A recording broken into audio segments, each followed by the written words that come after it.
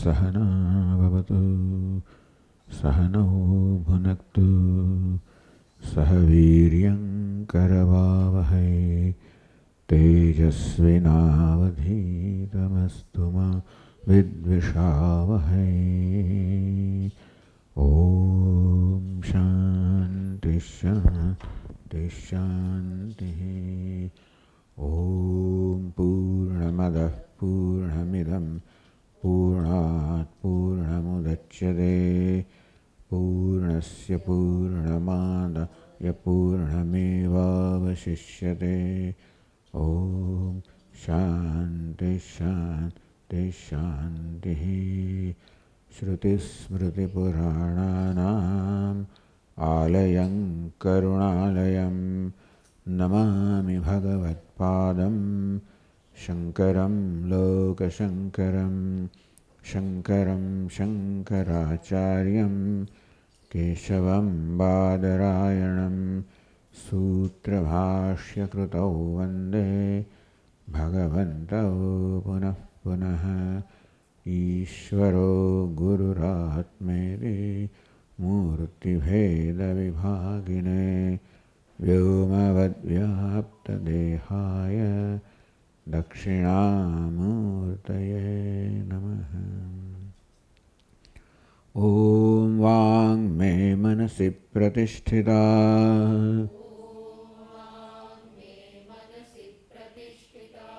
मनो मे वाचि प्रतिष्ठितम्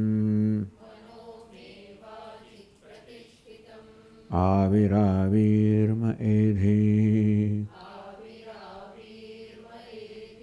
वेदस्य म आणीस्थः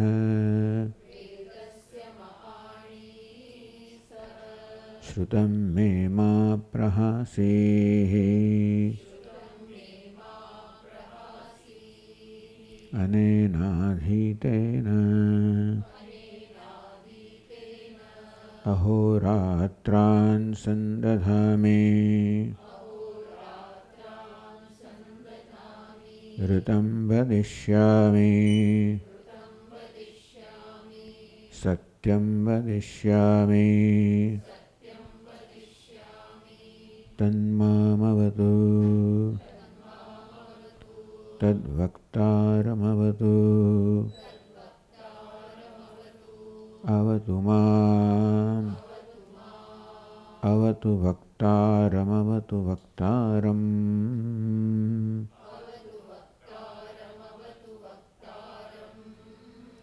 ॐ शान्ति शान्ति शान्तिः।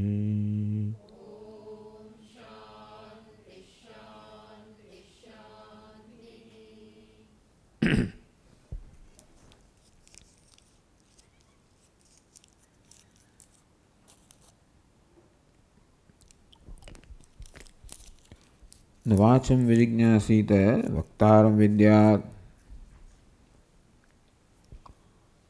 वाचम अर्थात वाणीने જાણવાની ઈચ્છા ન કરવી જોઈએ। વક્તારં વિદ્યાત બોલનાર છે વક્તા છે એને જાણવું જોઈએ। એ પ્રકારે આપણું ધ્યાન વિષયમાંથી ઇન્દ્રિયમાંથી આત્મા તરફ અત્યારે આપણે જીવ કહીએ ચાલો વક્તા શ્રોતા મંતા વિજ્ઞાતા પહેલાં એની તરફ ધ્યાન દોરવામાં આવે છે। જે વક્તવ્ય છે શ્રોતવ્ય છે મંતવ્ય છે વિજ્ઞાતવ્ય આ બધા વિષયો છે જે એમાંથી જે વિષય છે એ તરફ ધ્યાન દોરવામાં આવે છે। વિષય એટલે જીવ જીવથી છેવટે એનું જે મૂળ વાસ્તવિક સ્વરૂપ છે એનો ઉપદેશ કરવામાં આવશે। આ પ્રક્રિયા છે। તો પહેલાં કેવી રીતે આત્મામાંથી બધું ઉત્પન્ન થઈને પ્રાણ પ્રજ્ઞા દ્વારા જગતમાં પસરી ગયું। હવે એ પ્રાણ પ્રજ્ઞામાંથી ધીમે ધીમે ધીમે સંકોચિત કરી કરીને કેવી રીતે આપણે અધિષ્ઠાનરૂપ આત્માને પ્રાપ્ત કરી શકીએ। શબ્દાદિ વિષય અહમદેહી કેનાપી નહીં શક્યતે। તો એક વસ્તુ છે કે આ જે વિષયો છે શબ્દ સ્પર્શ વગેરે એમાં કોઈને પણ અહમદી અર્થાત અહમભાવ ન થઈ શકે। દેહેન્દ્રિયસ્વપી તથા તો પેલું તો બહુ સ્પષ્ટ છે કે દેહની બહારના વિષયોમાં ક્યારે અહંભાવ ન થાય, પણ દેહ ઇન્દ્રિયમાં પણ અહંભાવ ખરેખર ન થવો જોઈએ. કેમ કે મદીયત્વ અવભાસનાત. થોડોક વિચાર કરવાથી જણાય કે ભલે આપણે ટેવને કારણે, વાસનાને કારણે, સંસ્કારને કારણે, પેલા સ્વાભાવિક તાદાત્મ્યને કારણે દેહને ઇન્દ્રિયોને અહમ કહેતા હોઈએ છીએ, પણ એ બરોબર યથાર્થ યોગ્ય નથી. કારણ કે દેહ ઇન્દ્રિય આપણે મારી પણ ક્યાં મદીયત્વાત, એ મદીયત્વ મારા છે એ પ્રકારમાં ભાષે છે. એ પ્રકારે આપણે પોતાના જ વ્યવહાર કે આપણી પોતાની જે વૃત્તિ તરફ જોઈએ તો ખબર પડે કે આને અહમ કહેવું કોઈ પણ રીતે યોગ્ય નથી. આમ મદીયત્વ બુદ્ધિ છે, મારા પણ બુદ્ધિ છે, ધ્યાનમાં લઈને એમાંથી પણ અહમભાવમાંથી મુક્ત થવું જોઈએ. એ અહંકાર કેવો છે? અનખાગ્રમ અહંકાર વપુર્વ્યાપ્યાવતિષ્ઠતે. અહમ વૃત્તિ કહો, અહંકાર કહો, તો સૌથી નજીક છે અહંકાર. ત્યાં સુધી આપણે આવ્યા. કરતા અહંકાર એટલે કરતા કોણ છે? કહેવામાં આવ્યું કે ભાઈ નામ અને વાણીને જાણવાની ઈચ્છા ન કરવી જોઈએ, વક્તાને એટલે કે અહંકારને. અહંકાર, અહમ બુદ્ધિ કહો, અહમ વૃત્તિ કહો, એ જ વાસ્તવમાં ભિન્ન ભિન્ન ઇન્દ્રિયો સાથે અહમભાવ કરીને વક્તા શ્રોતા. અહંકારનો સ્વભાવ જ છે કે તાદાત્મ્ય કરવું, અહમભાવ કરવો. જ્યારે વાણી વાસ્તવમાં બોલતી હોય ત્યારે એમાં અહમભાવ કરીને અહંકાર કહે છે, અહમ વૃત્તિ કહે છે, હું વક્તા છું, હું શ્રોતા છું. એ વાત બૃહદારણ્યકોપમાં જણાવી. પ્રાણનેવ પ્રાણના ભવતી વદન વાક. બોલે ત્યારે વક્તા બની જાય છે, બોલે તો વાણી, પણ એમાં અહમભાવને કારણે અહમવૃત્તિ, એનામાં અહમવૃત્તિ કે આવી રીતે અહંકાર કરવો, તાદાત્મ્ય કરવું, અધ્યાસ કરવો એનો સ્વભાવ છે. તો આ નખાગ્રમ અહંકારો વપુ વ્યાપ્ય અવતિષ્ઠતે. અહંકાર કહો, અહમવૃત્તિ કહો, એ સમગ્ર દેહને બધાને વ્યાપ્ત કરીને રહેલો છે. એ જ છેવટે એનો જ વિસ્તાર થઈને બધું થાય છે ને. આત્માની પ્રથમ અભિવ્યક્તિ અહંકાર છે. એ જ કેવું વિસ્તાર પામે આપણે જોયું. અહંકાર કેવી રીતે ઇન્દ્રિય પર આરૂઢ થાય છે? પ્રજ્ઞા દ્વારા. પ્રજ્ઞા અહમ અંશનું દોહન કરવામાં આવે એટલે અહંકાર જે છે એ ઇન્દ્રિય પર આરૂઢ થયો. એટલે પ્રજ્ઞા અંશ છે ધીમે ધીમે ધીમે પછી વિષયો વગેરે જ્ઞાનમાં આરૂઢ થાય, જ્ઞાન પ્રાપ્ત કરાવે. તો પ્રાણથી ઇન્દ્રિયો વિષયોનું સર્જન થયું અને પ્રજ્ઞાથી આ ઇન્દ્રિયો જ્ઞાનને સમર્થ બની અને વિષયોનું જ્ઞાન થયું. આ પ્રજ્ઞા છે ને ઇન્દ્રિયોને પોતાનું કાર્ય કરવાનું સામર્થ્ય આપે, ચેતનતા આપે. પ્રજ્ઞા અંશને કારણે આ શ્રોત્રેન્દ્રિય છે એ શબ્દને સાંભળવાનું સામર્થ્ય પ્રાપ્ત કરે. શ્રોત્રેન્દ્રિય ઉત્પન્ન થઈ પ્રાણમાંથી, વિશ્વ ઉત્પન્ન થયા પ્રાણમાંથી, પરંતુ આ શ્રોત્રેન્દ્રિયને શ્રવણની ક્ષમતા કોણ પ્રદાન કરે? પ્રજ્ઞા અંશ, ચેતનતા અંશ, અહંકાર અંશ. અહંકારમાં ચેતના સમજી લેવાની. આથી આ બે મળીને આ સમગ્ર સંસાર થાય છે. તો અહંકાર આનખાગ્રમ વપુ વ્યાપ્ય અવતિષ્ઠતે. અહંકાર છે આ દેહને નખના અગ્રભાગ સુધી વ્યાપ્ત કરીને રહેલો છે. એટલે સર્વત્ર આપણે અહમ એ પ્રકારની વૃત્તિ જન્મે છે. ચિદબિંબ પ્રતિબિંબાભ્યામ વ્યાપ્તો સૌ કર્તૃતામ વ્રજેત. એ અહંકાર પણ સ્વયં તો વૃત્તિ હોવાને કારણે અચેતન છે, પણ ચિદબિંબ બિંબેને વ્યાપ્ત. અહંકારનો સ્વભાવ એવો છે કે ચૈતન્યને પ્રતિબિંબિત કરે અને તેથી પ્રતિબિંબથી વ્યાપ્ત થાય. પણ પ્રતિબિંબ ક્યારે હોય? બિંબ હોય ત્યારે. જળ જેવી રીતે સૂર્યના પ્રતિબિંબથી વ્યાપ્ત થાય અને પ્રતિબિંબ પ્રકાશનો ગુણ ધારણ કરી લે. એ પ્રતિબિંબ ક્યારે હોય? બિંબ હોય, સૂર્યબિંબ હોય ત્યારે. કહેવાય કે જળ છે એ બિંબ, પ્રતિબિંબ અને બિંબ બંનેથી વ્યાપ્ત છે. અહમવૃત્તિ પ્રતિબિંબ ચિદાભાસ અને બિંબથી વ્યાપ્ત છે. એવું થવાથી અહંકાર છે કર્તૃત્રામ વયે, અહંકાર વિશેષ રૂપ ધારણ કરે. શેમાં? વાણીમાં અહંભાવ ધરાવીને વક્તા બને, શ્રોત્રમાં અહંભાવ શ્રોતા બને. આમ કર્તૃતા તો શ્રોતા કોને કહેવાય? શ્રવણરૂપી ક્રિયાનો કરતા. વક્તા કોને કહેવાય? વચનરૂપી ક્રિયાનો કરતા. ક્રિયાવામ ચેતનસ્કર્તા અહંકાર તાદૃશ. આ તો હવે તે ક્રિયાવાન ચેતન કરતા ભવતી. છેવટે કરતા કોણ બને છે? ચૈતન્ય જ બને છે, બિંબ. એ બિંબ પ્રતિબિંબ બને. અહંકાર સાથે સંયોજાય. અહંકારને કારણે ઇન્દ્રિયમાં અહંભાવ કરે. તેથી રૂપ છે ને કરતાનું એ અહંભાવમાં હોય, પરંતુ એને ચેતનતા પ્રદાન કરે પેલું પ્રતિબિંબ. છેવટે એમ કહેવાય કે ભાઈ ક્રિયાવાન, છેવટે કર્તાનું સ્વરૂપ જોવા જઈએ ચૈતન્ય જ છે. એ ક્રિયાવાન ચેતન છે, એને કર્તા કહેવાય અહંકાર દ્વારા. અહંકાર છે સ્વયં અચેતનત્વેપી. અહમ વૃત્તિ કો અહંકાર સ્વયં વધુ જ અચેતન છે બિંબ સિવાયનો. પ્રતિબિંબ છે જાણે કે ચેતનતા ઝીલે અને બાકીના ચેતન બનાવે છે, જાણે કે ચેતન બનાવે છે. અહંકાર સ્વયં અચેતનત્વે બી ચિત્ત પ્રતિબિંબગ્રાહિત્વેન ચેતનત્વમ તત્ર આરોપ્યતે. અહમ વૃત્તિ સ્વયં અચેતન છે, પણ પેલા બિંબ અને પ્રતિબિંબની વ્યાપ્તિને કારણે એ જાણે કે ચેતન બને છે. અર્થાત અહમ વૃત્તિ પર કહેવાય ચેતનતાનો આરોપ થાય છે, જાણે કે ચેતન બને છે. એટલા જ માટે જ્યારે એ બિંબ પ્રતિબિંબનું વ્યાપિત્વ ન હોય ને ત્યારે અચેતન બની જાય. ક્યાં? સુષુપ્તિમાં. સુષુપ્તિમાં શું થાય છે? એ પ્રતિબિંબનો ત્યાં આગળ સંયોગ નથી અને તે બિંબનો પણ નથી. આ બિંબ પ્રતિબિંબ વડે વ્યાપકતા એ સુષુપ્તિમાં નથી. માટે અહંકાર જે સ્વયં અચેતન છે, અચેતન બની રહે છે. જાગૃત થઈએ એટલે એ અહંકાર કે અહમ વૃત્તિ બિંબ પ્રતિબિંબથી યુક્ત બને, ચેતનતા આવે. એટલે અહમ વૃત્તિ સ્વયં અચેતન છે તો આપણે સુષુપ્તિના અનુભવથી સમજી શકીએ.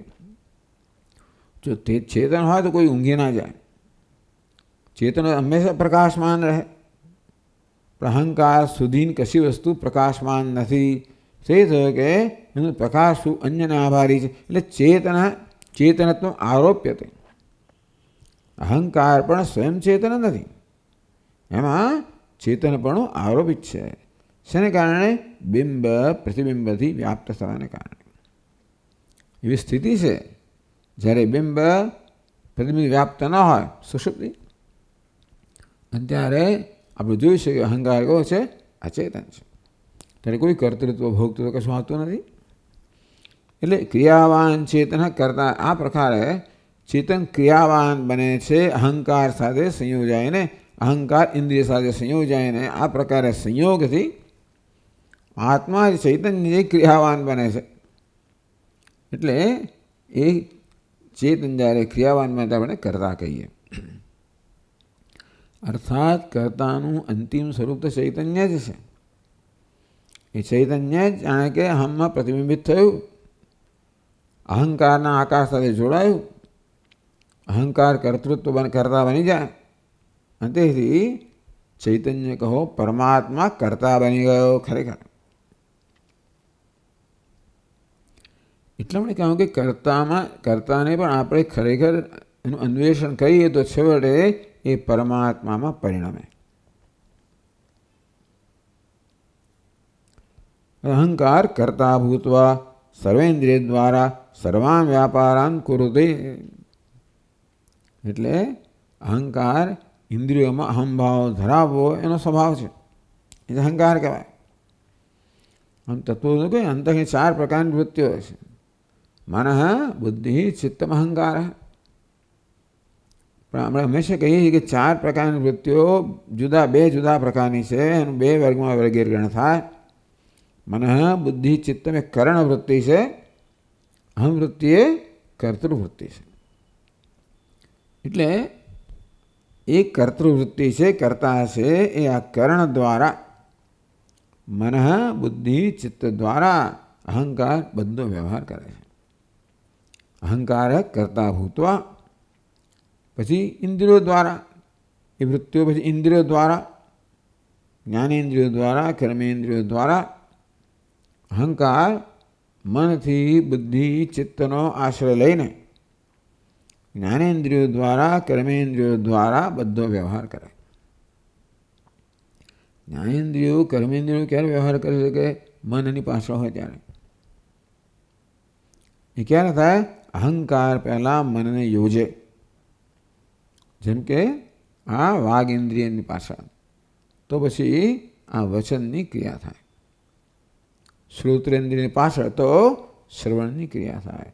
આ પ્રકારે અહંકાર કર્તા, ભોગતા, વક્તા, શ્રોતા બનીને ઇન્દ્રિયો દ્વારા બધો જ વ્યાપાર કરાય છે. ઇન્દ્રિયો દ્વારા કરાય, એ સીધો સીધો ના કરી શકે. અહંકાર છે એ આ પ્રકારે કરણ વૃત્તિ દ્વારા, ઇન્દ્રિયો દ્વારા બધો શરીરમાં રહીને, બધો દેહ તો બધા એમનું નિવાસ સ્થાન છે, રહીને બધો વ્યવહાર કરે. આ પ્રકારે જીવાત્માનો પરિચય આપણને આપ્યો. કર્તા ભોગતા કોણ છે? જીવાત્મા.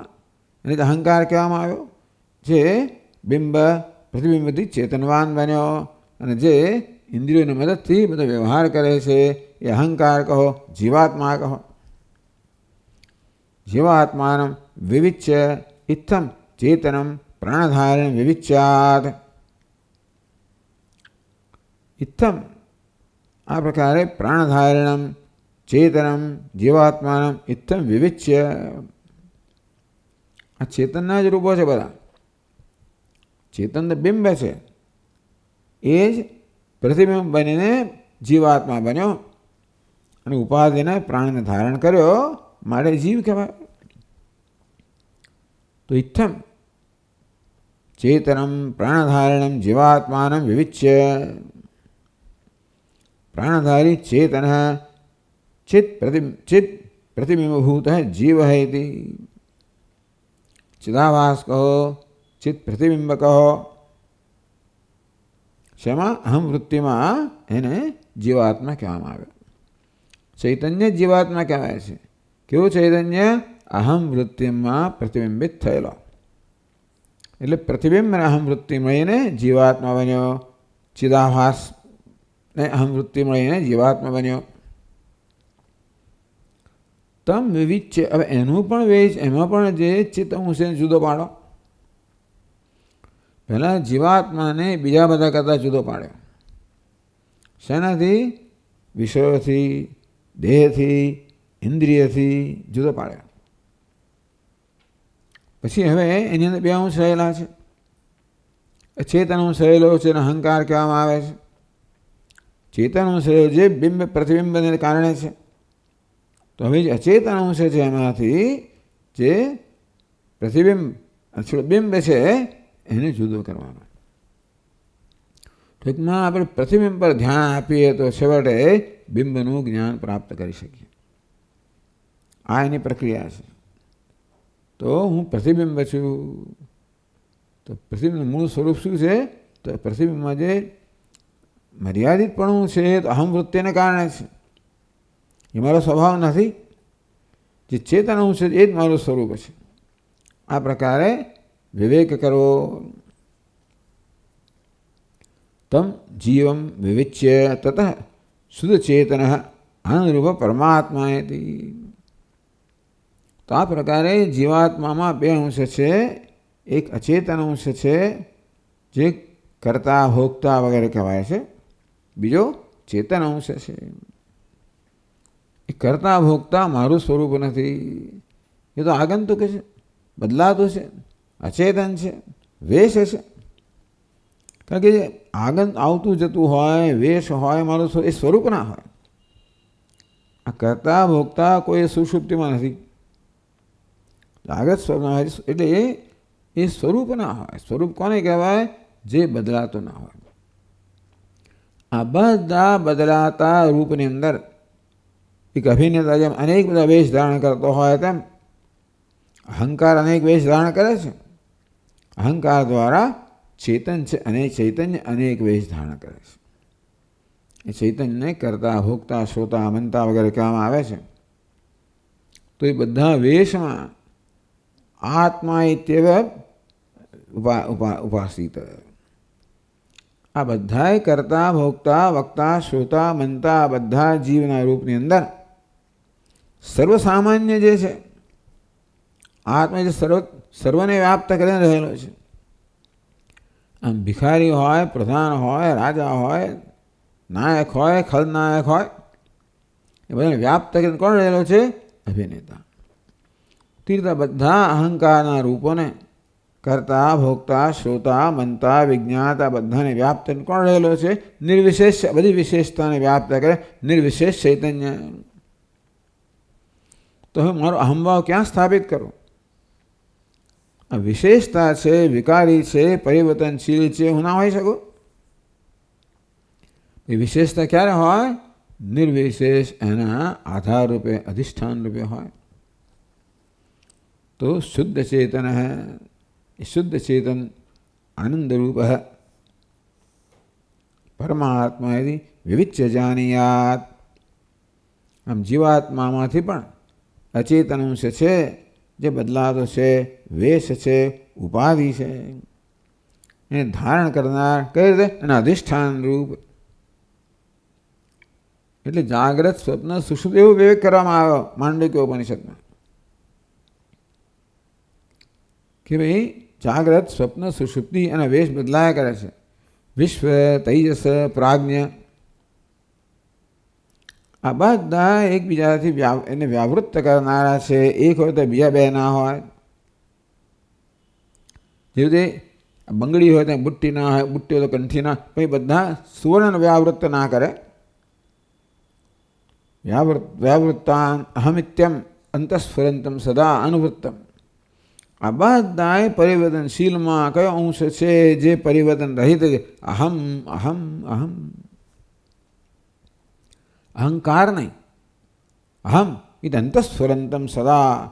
જે અંતસ્ફુરે છે અહમ, એ વાસ્તવમાં હું છું. આ પ્રકારે વિવિચ્ય વિવેક કરવો કે હું શુદ્ધ ચેતન છું. અશુદ્ધિ બધી વેશમાં છે, અહંકારમાં છે, કરતા ભોગતામાં છે. એમાં સર્વ વ્યાપક, સર્વ અધિષ્ઠાન રૂપ એવું નિર્વિશેષ સર્વસામાન્ય અંશ એવું અધિષ્ઠાન ચૈતન્ય હું છું. આત્મા છું, પરમાત્મા. પરમ એટલા માટે કે એ આત્મામાં જીવાત્મા અપરમ છે, મર્યાદિત છે. પરંતુ નિર્વિશેષ અંશ ચૈતન્ય હું છું. કેવો છું? પરમાત્મા. આત્મા જ નહીં, પરંતુ પરમ એટલે કે અમર્યાદિત. પરમાત્માનમ આનંદમ. એ બીજી વસ્તુ છે કે આનંદ છે પણ આપણે જુઓ, હું ચૈતન્ય છું એટલું જ નહીં, પરમાત્મા એટલું જ નહીં, એટલું પણ જ્ઞાન પર્યાપ્ત, એવું જાણવું પર્યાપ્ત નથી. હું આનંદ સ્વરૂપ છું. કારણ કે જીવનમાં આનંદ જ ખરેખર પુરુષાર્થ છે. જીવનમાં જેને આપણે સતત શોધી રહ્યા છીએ, પામવા મથી રહ્યા છીએ, તો આનંદ છે. માત્ર સુખ નહીં, કોઈ મર્યાદિત સુખ નહીં, પરંતુ અમર્યાદિત સુખ, જે સર્વ સમય હોય, સર્વ સ્થળે હોય, સર્વ અવસ્થામાં હોય. આમ દેશ, કાળ, વસ્તુ વગેરે મર્યાદિત રહિત હોય એવું શોધી રહ્યો છું. અને આનંદ, એ આનંદ હું છું. એથી વિવિચ્ય જાનીયાત. આ પ્રકારે પોતાના સ્વરૂપને આ પ્રકારે જુદું કરી, વિવિચ્ય જુદું કરીને જાણ્યા, જાણવું જોઈએ. આ પ્રકારે ઇન્દ્ર છે પ્રતરદનને ધીમે ધીમે ધીમે ક્યાંથી ક્યાં લઈ આવ્યો. પછી આગળ કહે છે 85મા શ્લોકમાં કહે છે, પ્રતિબિંબાહં કૃતિભ્યામ બિંબમ નિષ્કૃષ્ય સાક્ષિણમ બ્રહ્મેતિ વિદ્યાત સર્વસ્ય તસ્મિન્નારોપિ તત્વતઃ.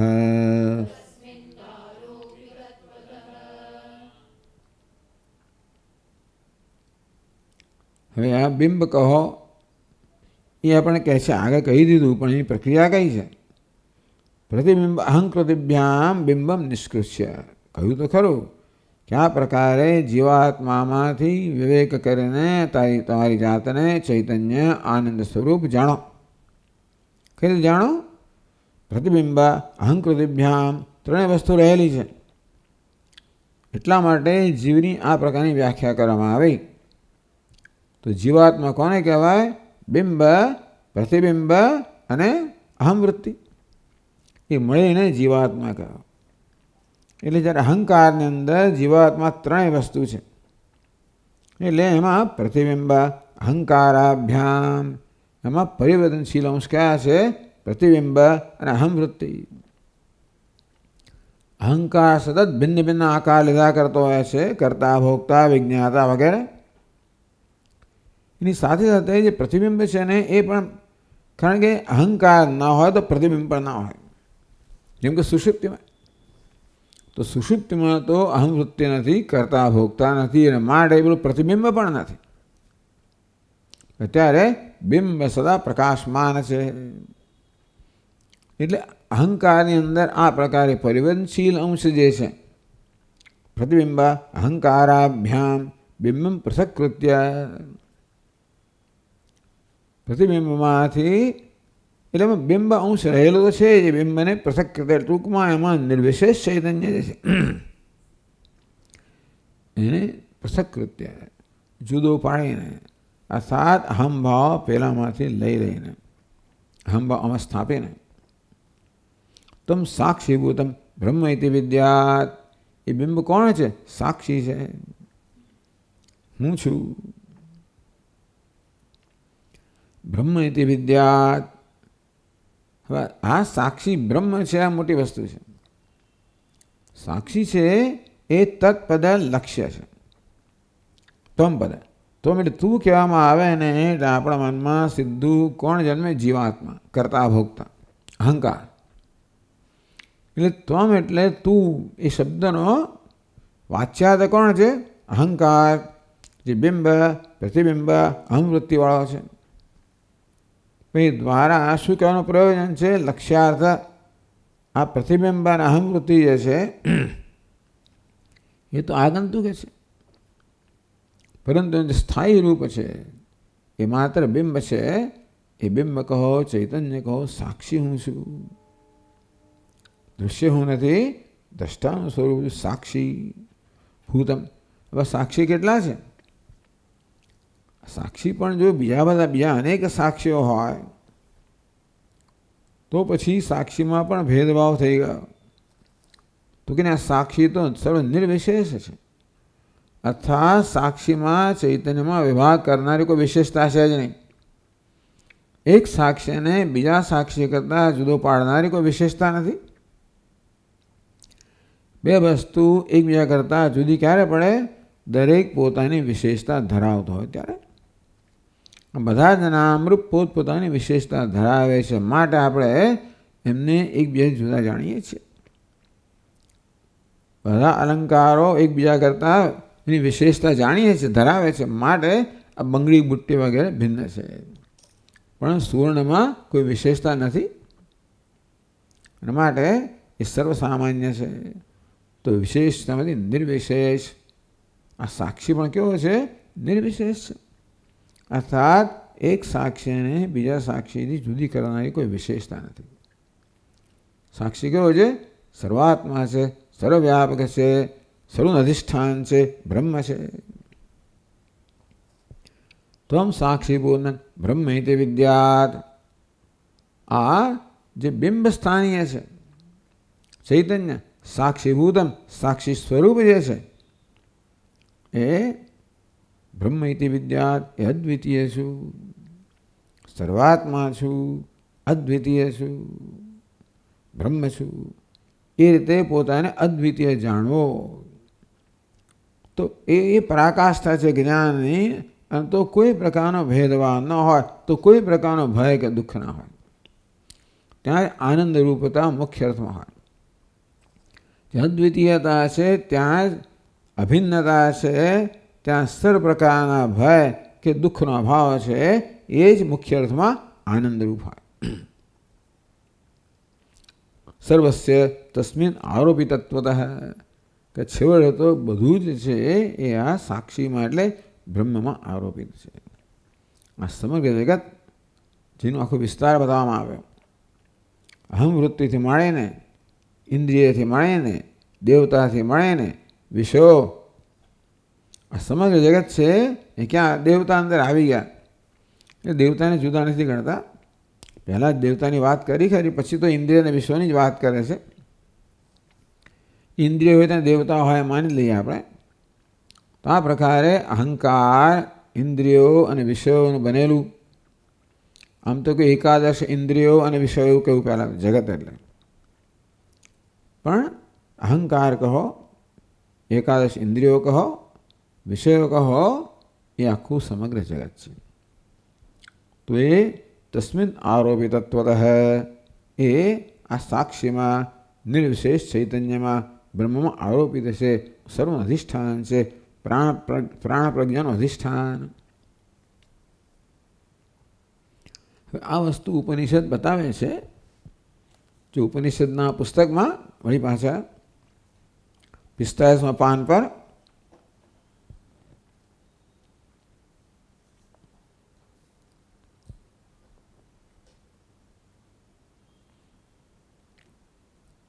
ન મનો વિજિજ્ઞાસીત મંતારમ વિદ્યા, ત્યાં સુધી આવ્યું. ટૂંકમાં વાણી અને મન વચ્ચે પેલી બધી ભૂત માત્રાઓ બતાવી, એમ કરીને કુલ 10 આપ્યા.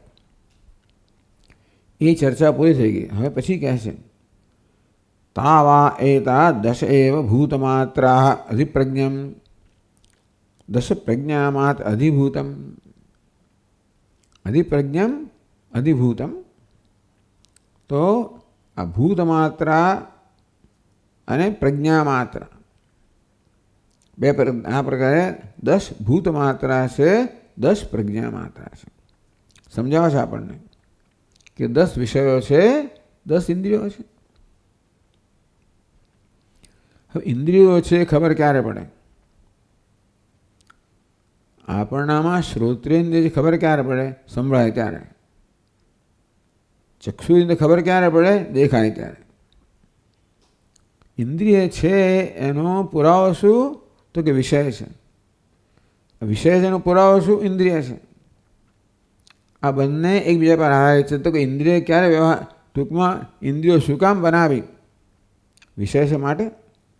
એટલે એવું કહી શકાય કે ભાઈ ઉત્ક્રાંતિની પ્રક્રિયામાં પહેલાં આખું જગત બન્યું. હિન્દુ માણસ છેલ્લો આવે ને બિચારો, એટલે આમ પ્રાણીઓ છેલ્લે આવે, એમાં માણસ સૌથી છેલ્લો આવે. પણ આપણે 5 જ્ઞાનેન્દ્રિયો છે, 5 કર્મેન્દ્રિયો છે, કેમ બનાવે? કારણ કે એટલા વિષયો છે જગતમાં. શબ્દ સ્પર્શ રૂપ રસ 5 વિષયો છે, માટે એ વિષયો એવી જાતની માગણી કરે છે કે અમારા જ્ઞાન માટે તમે સાધન બનાવો, એટલા જ્ઞાનેન્દ્રિયો બની.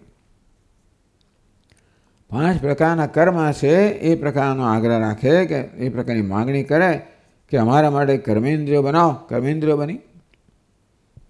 એ કોની ઈચ્છાથી શું બન્યું? પણ ટૂંકમાં વિષયો છે માટે ઇન્દ્રિયો છે. પણ વિષય છે નક્કી કેમ થાય? ઇન્દ્રિયો છે માટે. શબ્દ સ્પર્શ નક્કી ક્યારે થાય? ઇન્દ્રિયો દ્વારા જ્ઞાન થાય ત્યારે. ઇન્દ્રિયો કેમ છે? પેલા વિષયો છે માટે. એ વાત અહીં કરવામાં આવી. યદ્ય ભૂતમાત્રા ન સ્યુઃ ન પ્રજ્ઞામાત્રા સ્યુઃ. આ વિષયો ના હોત તો ઇન્દ્રિયો ના હોત. એટલે ઇન્દ્રિયો છે ખબર ના પડી હોત. હવે આપણે વધારે ઇન્દ્રિયો તો આપણે ખબર નથી. અત્યારે બધા 5 ઇન્દ્રિયો છે, કે 5 પ્રકારના વિષયો છે. 6-7 ઇન્દ્રિયો તો ખબર ના પડે. ઇન્દ્રિય છે ખબર ક્યારે પડે? વિષયનું જ્ઞાન થાય ત્યારે. ના ના, બંને રીતે. મને આંખ છે ખબર ક્યારે પડે? દેખાય ત્યારે ને. એટલે તો કહ્યું ને સવારે કે પહેલાં નક્કી કોણ કેવી રીતે કરે કે આ જુએ છે? જ્યારે આંખ છે એ ક્યારે ખબર પડે? એટલે ઇન્દ્રિયનું હવા પણ હંમેશા આ પ્રકારે એના ક્રિયાથી જ નક્કી થાય છે. નૈયાયિક હોય છે કે ઇન્દ્રિય છે ને એ કોઈ પ્રત્યક્ષ નથી, અનુમાન ગમ્ય જ છે. એટલે કોઈક ઇન્દ્રિય છે એવું નક્કી ક્યારે થાય? એનો વિષય હોય ત્યારે. વિષય છે ક્યારે નક્કી થાય? ઇન્દ્રિય હોય ત્યારે. આ બંને પરસ્પર આધારિત છે. આ હંમેશા વેદાંત શાસ્ત્ર આપણે કહ્યા જ કરતું હોય છે કે બધું પરસ્પર આધારિત છે, કશું સ્વતંત્ર નથી. ઇન્ટરડિપેન્ડન્સ, દરેક વસ્તુઓ એકબીજા પર આધારિત છે. એ રીતે બધું જોડાયેલું છે. કશી વસ્તુ આઇસોલેટેડ નથી, અટૂલી નથી. દરેક વસ્તુ જોડાયેલી છે. એ પ્રકારે આવી જાતનું એક જોડાણ બતાવે છે. એ જોડાણ એક વસ્તુ બધાને જોડનારી છે. એ ક્યાં લઈ જાય? છેવટે બ્રહ્મમાં લઈ જાય. કે બ્રહ્મ એક છે. એટલે એક છે ને કોઈ ને કોઈ દેખા પ્રતિબિંબિત થતું હોય. કેવી રીતે? આ એક સંવાદિતામાં, એક નિયમમાં, એક રીતે બધાને જોડવામાં. આમ જ્યાં જોઈએ ત્યાં આપણને એકતા દેખાય. તેથી આ જગતનું, વ્યવહારનું કે આપણા સંસારનું સત્ય શું છે? આ એકતા સત્ય છે. તો એ પ્રકારની એકતા કેમ બતાવવામાં આવી? પરસ્પર આધાર દ્વારા. ઉપકારક, ઉપકાર્ય, આધાર, આધેય, આશ્રય, આશ્રિત. દરેક વસ્તુ ઉપકાર કરનારી પણ છે, ઉપકાર પ્રાપ્ત કરનારી પણ છે. ઉપકાર કરનારી છે, ઉપકારક કહેવાય. ઉપકાર પ્રાપ્ત કરનાર છે, ઉપકાર્ય કહેવાય. એક દ્રષ્ટિબિંદુથી આ જે ઉપકારક છે એ બીજા બિંદુ ઉપકાર્ય છે.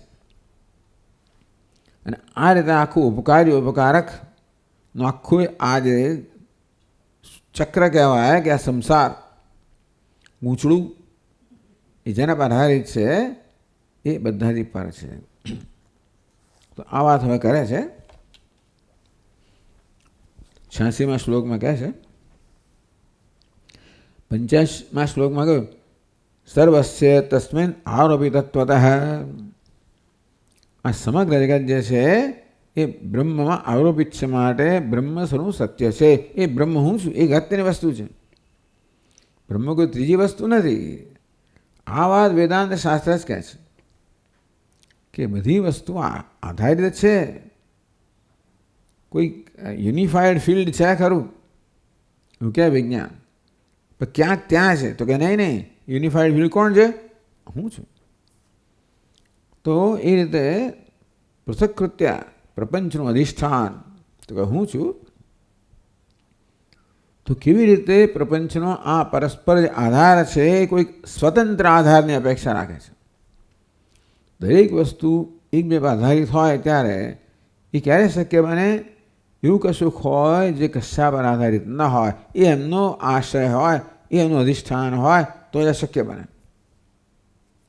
આ પ્રમાણે વેદાંત સ્વતંત્ર તત્વ જે છે એને સમજાવે, બતાવે છે. સર્વસ્ય તત્ર આરોપિતત્વમ યથા શ્રુતિ ઉપવર્ણયતિ. આ શ્રુતિ પોતાની રીતે કહે છે. આનો અર્થ આરોપિત તત્વ થાય એ ગ્રંથકાર સમજાવે. સમજ પડે ને તમને? શ્રુતિ જે વર્ણન કરે છે એ પરથી ગ્રંથકાર કહે છે કે આ ભૂત માત્રા, પ્રજ્ઞા માત્રા પરસ્પર આધારિત છે. એ દ્વારા બતાવે છે કે આ બધું આરોપિત છે. કોઈ વસ્તુ સ્વતંત્ર નથી ને, પરતંત્ર બધું. એનો થઈ તો કે કશુંક સ્વતંત્ર હોવું જોઈએ જેના પર આરોપિત છે. તો 86મા શ્લોકમાં કહે છે પ્રજ્ઞા માત્રા ભૂતમાત્રા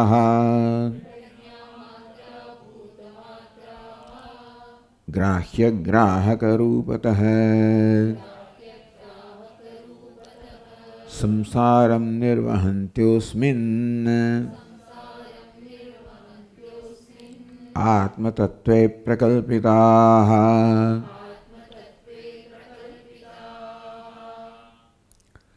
આમ બૌદ્ધ લોકો જગતનું નિરીક્ષણ કરે કે સર્વત્ર પરિવર્તન છે, ક્ષણિકતા છે, મળે ક્ષણિકતા સત્ય છે. અરે ભાઈ, એ ક્ષણિકતાની નોંધ લેનાર કોઈ હોવો જોઈએ, એ જે ક્ષણિક નથી. સાક્ષી હોવો જોઈએ. એ લોકો સાક્ષી સ્વીકારતા નથી. તો જગતમાં બધું પરસ્પર આધારિત છે. ક્યારે શક્ય બને? એવું તત્વ હોવું જોઈએ જે આધારિત નથી, સ્વતંત્ર છે. આ બધી સ્વતંત્રતા પર આવે છે, ચેન્જ પર નથી આવતા, પરિવર્તન પર નથી આવતા, પરતંત્રતા પર નથી આવતા. બધી વસ્તુ પર તો પરતંત્ર છે કે જગતમાં કશું સ્વતંત્ર નથી. ભલી વસ્તુઓ પરતંત્ર છે. મોટી વસ્તુ પર નાની વસ્તુ આધારિત રાખતો હોય, પેલું પેલા પર આધારિત હોય. આ પ્રકારનું ગૂંચળું કે આ પ્રકારનું ચક્ર કે શૃંખલા જેને કહેવાય, ક્યારે શક્ય બને? જ્યારે એ બધાનો આધાર કેવો હોવો જોઈએ? જે કશા પર આધારિત ના હોય. પ્રજ્ઞા માત્રા ભૂતમાત્રા ગ્રાહ્ય ગ્રાહક રૂપતઃ. અહીં સમજાવ્યું. આ ગ્રંથકાર કહે છે ગ્રાહ્ય અને ગ્રાહક. ગ્રાહ્ય એટલે વિષય, ઓબ્જેક્ટ. ગ્રાહક એટલે સબ્જેક્ટ, વિષય, દૃશ્ય, દ્રષ્ટા. તો પ્રજ્ઞામાત્રા ભૂતમાત્રા. ભૂતમાત્રા કેવી છે? ગ્રાહ્ય છે. પ્રજ્ઞામાત્ર કેવી છે? ગ્રાહક છે. પ્રજ્ઞા એટલે ચેતનતા. તો ગ્રાહક કહો, સબ્જેક્ટ કહો, અહંકાર કહો, શ્રોતામંતા વિજ્ઞાત એ કોણ છે? ગ્રાહક છે. અને વિષયો કેવા છે? ગ્રાહ્ય છે. તો વિષય કેવા છે? અચેતન છે. ગ્રહણ કરનાર કેવો છે? ચેતન છે. એટલે કહે છે અહીં જરા આ ટીકાકાર થોડી જુદી સમજાવે છે. સરળ વસ્તુ શું છે કે આપણને 10-10ના જ બધા જોડ 10-10ના જ આખા શું કહેવાય એને વર્ગ દરેક વખતે 10-10 કહેવામાં આવ્યા. વાઘ ઇન્દ્રિય, મન, પછી વચ્ચે 8. એ પ્રકારે જ્યાં જોઈએ ત્યાં આપણને 5 જ્ઞાનેન્દ્રિયો, 5 કર્મેન્દ્રિયો એમ કરે કે બધી જ જગ્યાએ 25 વાર આમાં આવ્યું. 10-10. તો એમાં ગ્રાહ્ય અને ગ્રાહક મળીને 10 થયા એમ કહેવા માગે છે. હવે એટલે 5-10 ઇન્દ્રિયો એને પ્રજ્ઞા માત્રા કહો, 10 વિષયો એને ભૂત માત્રા કહો. ભૂત છે એ પંચમ, એટલે ટૂંકમાં એ વિષય છે, ભૌતિક છે, અચેતન છે. પ્રજ્ઞામાં ઇન્દ્રિય છે, ચેતન છે. કેમ ચેતન છે? કારણ કે અહંકાર પ્રજ્ઞા દ્વારા આરૂઢ થયો. એ પ્રકારે ઇન્દ્રિય ચેતનતા મળી. એ રીતે ઇન્દ્રિયો પોતાના વિષયોનું જ્ઞાન પ્રાપ્ત કરવા સક્ષમ બને. પણ અહીંયા આગળ આ ગ્રાહ્ય ગ્રાહક કહ્યું ને, હવે કર્મેન્દ્રિયોને ગ્રાહક કહેવાય કે કેમ? એ પ્રશ્ન થયો. ગ્રાહક એટલે શું? ગ્રહણ કરનારા, જાણનારા, જ્ઞાતા. મુખ્ય અર્થમાં જ્ઞાનેન્દ્રિયોને ગ્રાહક કહેવાય. અને જ્ઞાન પંચ જ્ઞાન 5 વિષયોને ગ્રાહ્ય કહેવાય. એ પ્રકારે અહીંયા ટીકાકાર આ 10 સમજાવે છે. બાકી સરળ વસ્તુ તો એક જ છે કે 10 ઇન્દ્રિયો છે, 10 વિષયો છે.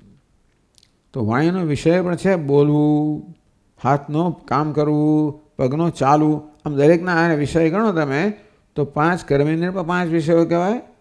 5 વિષયો જ્ઞાનેન્દ્રિયના. તો સરળ થઈ જાય. અહીં જેના જુદી રીતે કહે છે પ્રજ્ઞા માત્રા ઇન્દ્રિયજા શબ્દાદ વિશે પ્રજ્ઞા પંચ મિયંત્યાભિધિ માત્રા પંચ ધિ ઇન્દ્રિયાણી 10 ગ્રાહ્ય પ્રજ્ઞા માત્રા.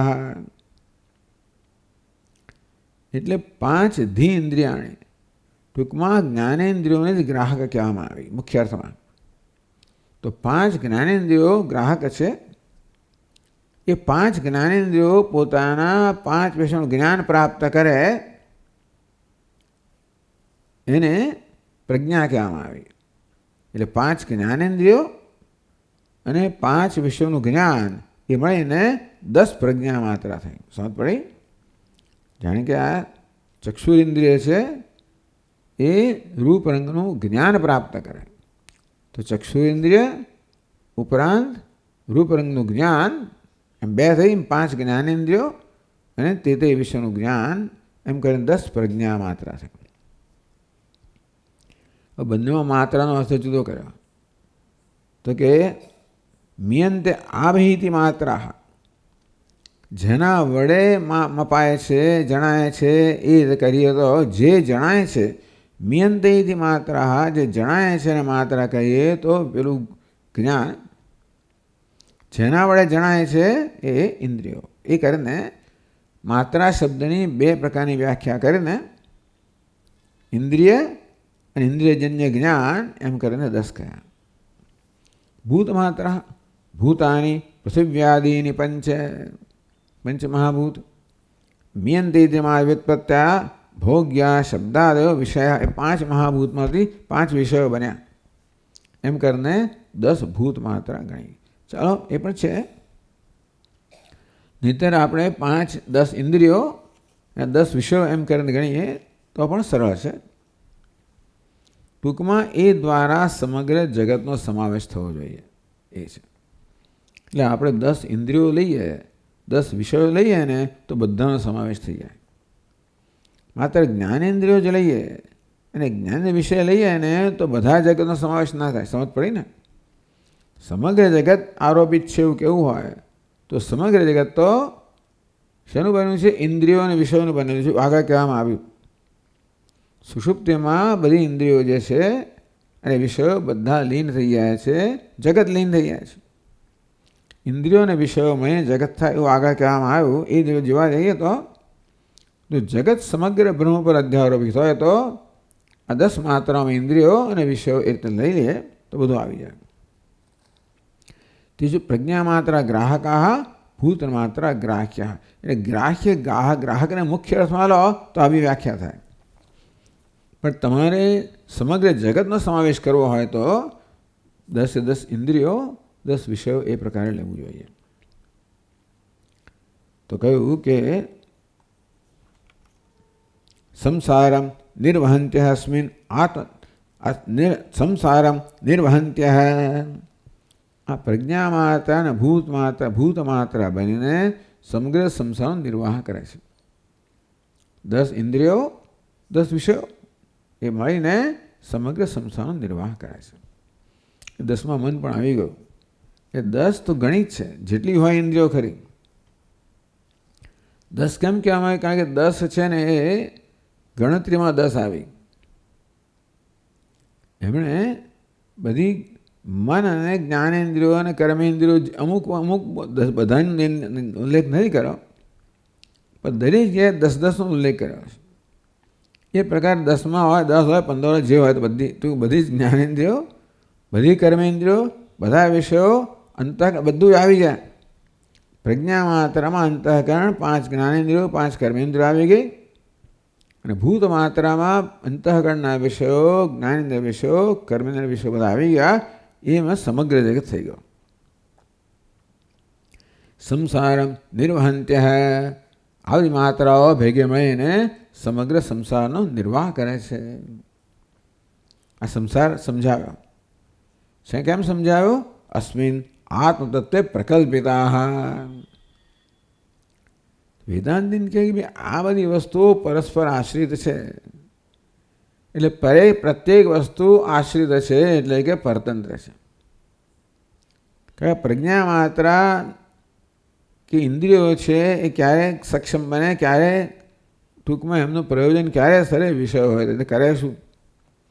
આંખ બનાવ્યો અને ધારો કે રૂપરંગ જ ના હોય તો શું થાય? આંખનો ઉપયોગ ના રહે. રૂપરંગ હોય આંખ ના હોય તો શું થાય? ના થાય. એટલે આ રીતે રૂપરંગ છે એ ચક્ષુને પ્રયોજનશીલ બનાવે. ચક્ષુ છે એ રૂપરંગનો અર્થ સારે. આ રીતે સમગ્ર સંસારનો નિર્વાહ કરે છે. એટલે પરસ્પર કેવા છે? આશ્રિત છે. પરસ્પરને સિદ્ધ કરનારા, પરસ્પરને ઉપયોગી બનાવનારા છે, પરસ્પરનું પ્રયોજન સિદ્ધ કરનારા છે. એવું હોવાને કારણે એવું કશુંક તત્વ હોવું જોઈએ જે સ્વતંત્ર હોય. આ એક બહુ મોટી વસ્તુ છે. કારણ છે એવું હોય જે આ બધા કરતાં વિલક્ષણ હોય. આવું વેદાંત શાસ્ત્ર જ કહી શકે. સાંખ્ય લોકો એમ કહે કે કાર્ય છે એ કારણમાં હોવું જોઈએ, સત્કાર્યવાદ. વેદાંત કશું નથી ભાઈ આ કાર્ય આરે કશું કારણમાં છે જ નહીં. અજાતવાદ એટલે જ કહ્યો આ જગત છે જ નહીં અંદર. જન્મે જ ક્યાંથી હોય તો જન્મે ને. એટલે આ એક વેદાંતની વિશેષતા છે કે સંસાર પરથી તમે તત્વનો નિર્ણય ના કરી શકો. સંસાર કેવો છે? અધ્યારોપ છે. એટલે બાદ દ્વારા તમે તત્વનો નિર્ણય કરી શકો. એવું ખરું કે અધ્યારોપિત તત્વમાં અધિષ્ઠાન છે તો ખરું જ. અયમ સર્પ એમ જ્યારે કહીએ ત્યારે એ સર્પ જે અધ્યારોપ છે એમાં અયમ જે છે એ રજ્જુનો અંશ છે. એટલે ક્યારેય પણ અધ્યારોપ અધિષ્ઠાન વગર હોઈ ના શકે. અધ્યારોપ હવા પણ અધિષ્ઠાન વગર ના હોય. અધ્યારોપનું જ્ઞાન અધિષ્ઠાનના જ્ઞાન વગર ના હોય. એટલે જુદા પાડો. તમે એની નોંધ લો કે આ પરસ્પર પરતંત્રતાની અંદર પણ કોઈ સ્વતંત્ર તત્વ છે જે આ બધાને આધાર આપી રહ્યો છે. અસ્મિન તત્વે આત્મતત્વે પ્રકલ્પિતા. આ બધો સંસાર છે આત્મતત્વ પ્રકલ્પિત છે. તસ્મિન આરોપિત તત્વતઃ આગળ શું? બ્રહ્મેતિ વિદ્યા સર્વસ્ય તસ્મિન આરોપિત. સમગ્ર જગતનો આત્મા બ્રહ્મ છે. સમગ્ર જગત જેનામાં આરોપિત છે બ્રહ્મ છે. જગત શું છે? પ્રજ્ઞા માત્ર ભૂત માત્ર. હવે આપણે જુઓ પ્રાણ પ્રજ્ઞા એ શાના પર આરોપિત છે? બિંબ પર આરોપિત છે, સાક્ષી પર આરોપિત છે. અને એ રીતે આ બધું જેના પર આરોપિત છે એ સાક્ષી સર્વનું અધિષ્ઠાન એ બ્રહ્મ છે. એ પ્રકારે જાણો. મહાવાક્ય પર લઈ આવ્યા. તત્વમસી એ મહાવાક્યનો ઉપદેશ અર્થ થયો. આમ દરેક ઉપનિષદની પદ્ધતિ અલગ અલગ છે. એ દ્રષ્ટિએ દરેક ઉપનિષદ તત્વનું ચિંતન કરવાની ભિન્ન ભિન્ન પ્રક્રિયાઓ આપણને આપે છે. તત્વનું ચિંતન કરવાની, આપણા જીવનનું ચિંતન કરવાની, જગતનું ચિંતન કરવાની, વ્યવહારને સમજવાની.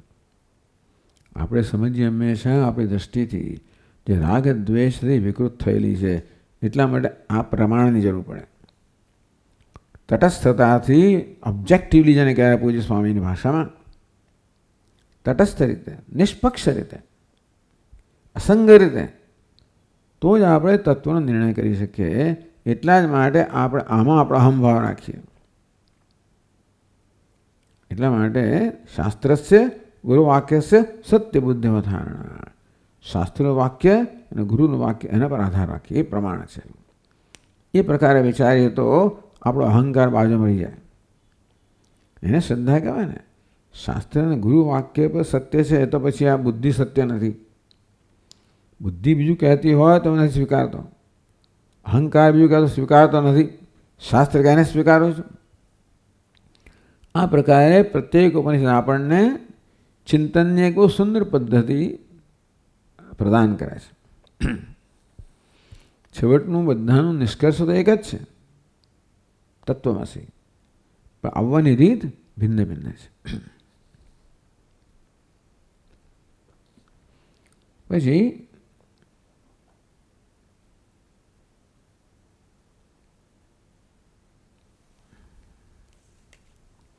હા, આપણે આગળ ઉપનિષદમાં જઈએ 45મા પાન પર. તો આપણે 8મી કંડિકા જોઈએ. હવે 9મી કંડિકા શરૂ કરે છે. નહીં અંતરતઃ રૂપમ કિંચન સિદ્ધેત નો એત નાના. તો ચાલો એકબીજા વગર એકબીજાનું રૂપ સિદ્ધ ના થાય. ભૂત માત્રા વગર પ્રજ્ઞા માત્રાઓ નહીં, પ્રજ્ઞા માત્રા ભૂત માત્રાઓ નહીં. એ વાક્ય ત્યાં લઈ જવું જોઈએ. એ તો નાના. આ બધા અનેક નથી. આ પ્રજ્ઞા માત્ર, ભૂત માત્ર વગેરે પણ ભલે અનેક પણ અનેક નથી. એ બધી અનેક ભાષે છે પરંતુ એકમાંથી જ પ્રગટ થયેલી છે. અલંકારના અનેક ના કહેવાય કારણ કે એક જ સુવર્ણમાંથી આ બધા ઉત્પન્ન થયેલા છે. તરંગો અનેક ના કહેવાય એક જ જળમાંથી ઉત્પન્ન થયા છે. આ બધી ભૂત માત્રા, પ્રજ્ઞા માત્રા જેને આખો સંસારની શૃંખલા બનેલી છે એમાં નાનાપણું એટલે ભેદભાવ કે અનેકપણું નથી ભાઈ. આ બધા કેવી રીતે આરોપિત છે બ્રહ્મમાં. આ સમગ્ર સંસાર કેવી રીતે આરોપિત છે બહુ સુંદર દૃષ્ટાંત આપે છે. તો દિશા રસસ્ય અરેશુ નેમી અર્પિત. રથ કહો એટલે રથચક્ર કહો, પૈડું. એના પરિઘને શું કહેવાય? નેમી કહેવાય. વચ્ચેના ભાગને શું કહેવાય? નાભી કહેવાય. એ જોડનાર શું અરા કહેવાય. તો રથસ્ય એટલે રથચક્રસ્ય, રથના ચક્રમાં અરે એ શું નેહમી અર્પિત. તો સરસ અહીંયા કહે છે યથા દૃષ્ટાંતે રથસ્ય એટલે રથચક્રસ્ય સમજવાનું. અહીં રથ કહ્યું છે પણ શું સમજવાનું? રથનું ચક્ર સમજવાનું. રથસ્ય અરેષુ નેમિ અર્પિત. અરે કોને કહેવાય? પેલા અરાઓ એટલે તડિયો છે. હા, તડિયો. બરાબર. તો નાભિ પ્રતિ અહીંયા તીક્ષ્ણાગ્રેશુ કાષ્ઠેશુ, ટૂંકમાં એ જમાનામાં આખો રથ હતો કાષ્ઠનો જ બન્યો હોય. નેમી પણ કાષ્ઠની બની હોય, એના પ્રકાર લોખંડની એ લોકો બનાવો. તો બાકી એ નેમી જે છે ને એને કેવી એનો અરા છે એ પેલા નાભી સાથે જોડેલા હોય. તો નાભિ પ્રતિષ્ઠિતેષુ તીક્ષ્ણાગ્રેશુ કાષ્ઠેશુ નેમી અરેભ્ય. નેમી કોણ? બહિર્વદેશવર્તી વર્તુલમ કાષ્ઠમ. આમ બહારનો વર્તુળ કાષ્ઠ છે ને નેમી કહેવાય. નેમી છે એમાંથી જે આવે અરા હોય એ પેલા નાભીમાં જોડેલા હોય. અર્પિત. આ રીતે આ નેમી છે શેના પર આધારિત છે? નાભી પર. કઈ રીતે? અરાઓ દ્વારા. એટલે અરે શું નેમી ક્યાં છે? કોના પર આધારિત છે? અરાઓ પર આધારિત છે. નાભી કોને કહેવાય? અંતકાષ્ઠે અક્ષાધાર છિદ્રવતી વર્તુળ, અંદરનું વર્તુળ. છિદ્રવતી એના છિદ્ર હોય, એમાં પેલા અરાઓ જોડેલા હોય. સર બધું એ વ્યાખ્યા બરોબર વ્યવસ્થિત કરે છે ને. અરાહ દીર્ઘાણી તીક્ષ્ણાની કાષ્ઠાની. લાંબી કાષ્ઠ હોય બધી પાતળી લાકડીઓ, એને અરાહ કહેવાય. એ પેલામાં છિદ્રવતી વર્તુળ છે નાભીમાં જોડેલા હોય, નેમીમાંથી બહિર્વર્તી વર્તુળમાંથી. અર્પિતા પ્રતિષ્ઠિતા. આ તો જાણે કે દૃષ્ટાંત છે. ટૂંકમાં નેમી જે છે એ અરા છે નાભી પર પ્રતિષ્ઠિત છે. આમ તો નાભી વળી પાછી એની ધરી પર પ્રતિષ્ઠિત છે. નાભી તો ચાલે છે, ફરે છે, એટલે પેલું નેમી ફરે છે. પણ નાભીનો જે મધ્ય ભાગ છે એને આપણે ધરી કહીએ. એ ધરી ફરતી નથી, પરંતુ બધાને આધાર આપનારી છે. નાભી ચક્ર ભરીને સંસાર રૂપી ચક્રને આધાર આપનારું છે. પણ જે ધરી છે એને ફર્યા વગર આધાર આપનારો છે. આ જીવાત્મા ચક્કરો મારતો સંસારને આધાર આપે છે. પ્રાણ પ્રજ્ઞા પ્રાણ. પણ પરમાત્મા છે ધરી રૂપ છે, એ ફર્યા વગર પરિવર્તન પામ્યા વગર સમગ્ર ચક્રને સંસાર ચક્રને આધાર આપે છે. એવમેવ એતાઃ ભૂતમાત્રાઃ પ્રજ્ઞામાત્ર સ્વર્પિતાઃ પ્રજ્ઞામાત્ર પ્રાણ અર્પિતાઃ. ભૂતમાત્રા છે એ પ્રજ્ઞામાત્રા પર અને પ્રજ્ઞામાત્રા પ્રાણ પર. કઈ ભૂતમાત્રા? નેમી સ્થાનીય વિષયો છે ને એ નેમીના સ્થાને છે. પછી પ્રજ્ઞામાત્રા અરા છે ને બધા એ બધા કઈ છે? પ્રજ્ઞામાત્રા પાસે વિષયો ઇન્દ્રિયો પર આધારિત છે. ઇન્દ્રિયો પ્રાણ પર આધારિત છે. પ્રાણ કેવી છે? પેલી નાભી. પ્રજ્ઞામાત્ર ઇન્દ્રિયાણી હરભૂતાની પ્રાણે પ્રતિષ્ઠિતા. પ્રાણમાં પ્રતિષ્ઠિત છે. એમ કરીને સમગ્ર જગત જે છે ચક્ર એ પ્રાણમાં પ્રતિષ્ઠિત છે. એટલે પ્રાણલક્ષી જીવાત્મામાં પ્રતિષ્ઠિત છે. પ્રાણોપાધિક એશ પ્રાણ એવ. હા, એટલા માટે આ પ્રાણ શું? સ એશ પ્રાણ એવ પ્રજ્ઞાત્મા આનંદ અજર અમૃત. એનો ઉપદેશ સમાપ્ત થાય છે. પછી જીવન મુક્તની વાત કરશે. અહીંયા આગળ ઉપદેશ શેષ પ્રાણ. પ્રાણ એટલે શું છે? પ્રાણ ઉપલક્ષિત આત્મા. એશ પ્રજ્ઞાત્મા આનંદ અજર અમૃત. તો આગળ 33મા શ્લોકમાં આવેલું આ. ત્યારે કહ્યું હતું કે એનો નિર્ણય 33મા શ્લોક તમે જુઓ.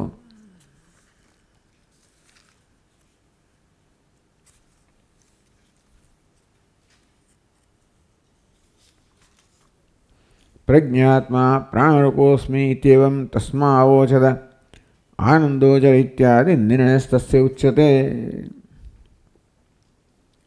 तो इंद्र शू कहे त्यारे प्राणो प्रज्ञात्मा प्राणरूपोऽस्मि इत्येवं तस्मै अवोचत। इंद्रे कह્યું પ્રતર્દનને હું પ્રજ્ઞાત્મા છું, પ્રાણરૂપ છું, આનંદ છું, અજર છું ઇત્યાદि નિર્ણય આ પ્રજ્ઞાત્મા પ્રાણરૂપ છે અને વાસ્તવિક સ્વરૂપ શું છે? આનંદ છે, અજર છે.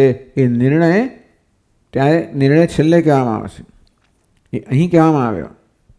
એ જે કહેવામાં આવ્યું ત્યાં એ ત્રીજી કંડિકામાં, એ અહીં 8મી કંડિકામાં નિર્ણય કહેવામાં આવ્યો. 8મી કે 9મી કંડિકામાં 9મી.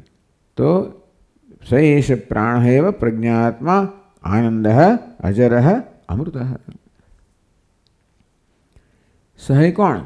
એટલે પ્રાણ અને પ્રજ્ઞા નહીં, પ્રાણોપાધિક એષ પ્રાણ એવ પ્રજ્ઞાત્મા.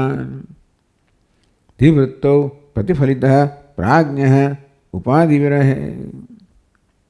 અધિવૃત્તિમાં પ્રતિફલિત જે ચૈતન્ય છે ઉપાધિ વિરહે, જ્યારે ઉપાધિનો વિરહ થઈ જાય, ઉપાધિ અહંભાવ લઈ લેવામાં આવે, ઉપાધિનો બાધ થાય.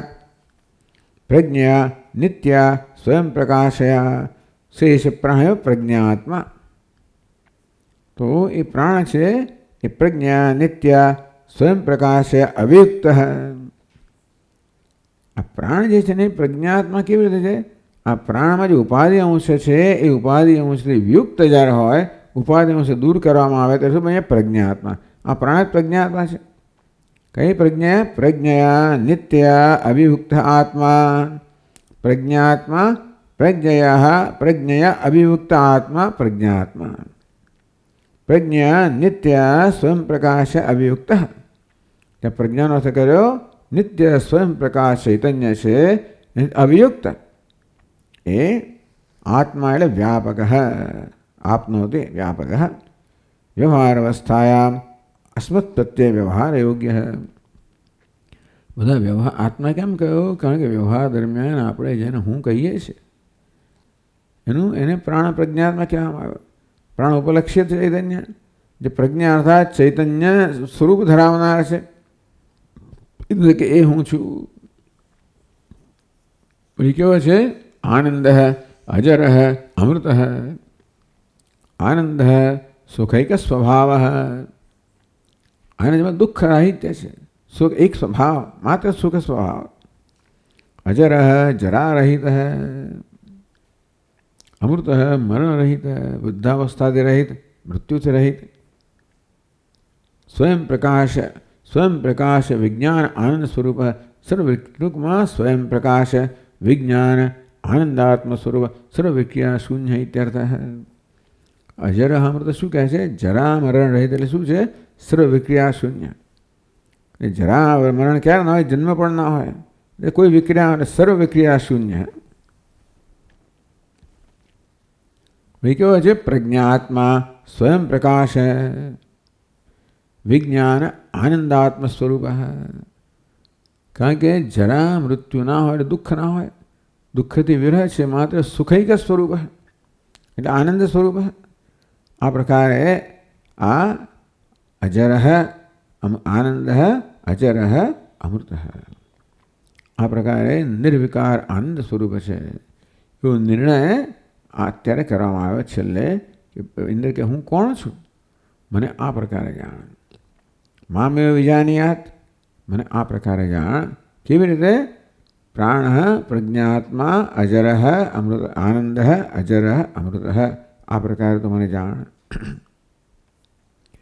એવા આપણને ગ્રંથકાર સમજાવશે. શ્લોકમાં આપણે જોઈશું કાલે. ओम पूर्णमदः पूर्णमिदं पूर्णात् पूर्णमुदच्यते पूर्णस्य पूर्णमादाय पूर्णमेवावशिष्यते. ओम शांति शांति शांति. शंकरं शंकराचार्यं केशवं बादरायणं सूत्रभाष्यकृतौ वन्दे भगवन्तौ पुनः पुनः. ईश्वरो गुरुरात्मेति मूर्तिभेदविभागिने व्योमवद्व्याप्तदेहाय दक्षिणामूर्तये नमः। ॐ शान्ति शान्ति। हरिः ॐ। श्रीगुरुभ्यो नमः। हरिः ॐ।